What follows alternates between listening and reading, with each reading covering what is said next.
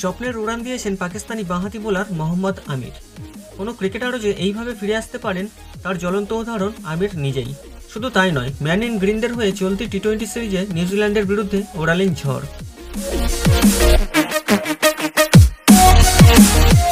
2010 সালে ইংল্যান্ড সিরিজে স্পট ফিক্সিংয়ের দায়ে আমিরকে দীর্ঘ 5 বছরের নিষেধাজ্ঞা দেয় আইসিসি।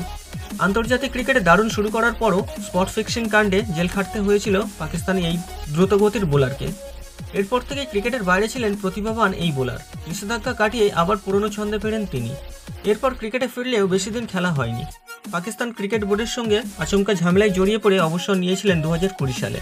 তবে টি-20 বিশ্বকাপকে সামনে রেখেই অবসর ভেঙে ফের পাকিস্তানি জাতীয় দলে ফেরার ইচ্ছা প্রকাশ করেন বাঁহাতি এই পেসার।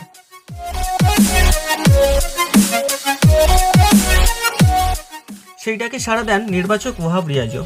বর্তমান পাকিস্তানি দলের ফর্মকে সামনে রেখেই আমিরকে জাতীয় দলে ফেরানোর পদক্ষেপ নেয় পাকিস্তান ক্রিকেট বোর্ড।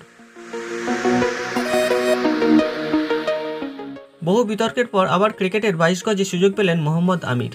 চলতি বছর জুনে ওয়েস্ট ইন্ডিজ ও যুক্তরাষ্ট্রের মাটিতে বসবে টি-20 বিশ্বকাপের আসর। সবকিছু ঠিক থাকলে পাকিস্তানের দলে থাকার কথা আমিরের। মূলত সেই কারণেই অবসর ভেঙে গত মাসে জাতীয় দলে ফেরার ঘোষণা দিয়েছিলেন আমির। শেষমেশ 9 এপ্রিল আসন্ন নিউজিল্যান্ড সিরিজের জন্য ঘোষিত 17 সদস্যের দলে সুযোগ পেয়েছেন তিনি। নতুন করে ম্যান ইন গ্রিনদের হয়ে খেলার সুযোগ পেয়েই সৃষ্টিকর্তার প্রতি কৃতজ্ঞতা জানিয়েছিলেন মোহাম্মদ আমির। আন্তর্জাতিক ক্রিকেটের নতুন প্রত্যাবর্তনটাও রাঙানো ইঙ্গিত দিয়েছিলেন বাঁহাতি তারকা পেসার।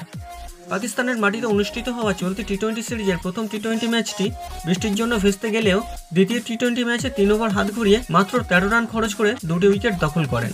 নিউজিল্যান্ড 90 রানেই সবকটি উইকেট হারালো। পাকিস্তান এই ম্যাচ জিতে নেয় সহজেই।